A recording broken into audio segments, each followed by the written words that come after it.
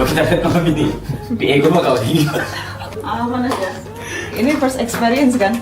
First experience gue akuin. Lalu itunya langsung di klub. Dia selalu sober sih jujur. Dibikin martabak ya. Dijembreng anjing dijembreng. Jembreng ya? Dijembreng dong. Biar nanti kumpulinnya gampang di tengah. Coba podcast sama Cynthia coba dikit apa sih yang dibutuhin untuk kayak ngehandle rockstar kayak gini? Ya tai. Manggung TikTok Bali lagi Bali. Itu perintah lu anjing. Tau gue dikirimin tiket aja. Agenda gue suruh gue batalin dah. Bukan gimana ya? Itu bukan ke PA sih, ini lebih ke malas aja sih. Kerjain sih itu namanya.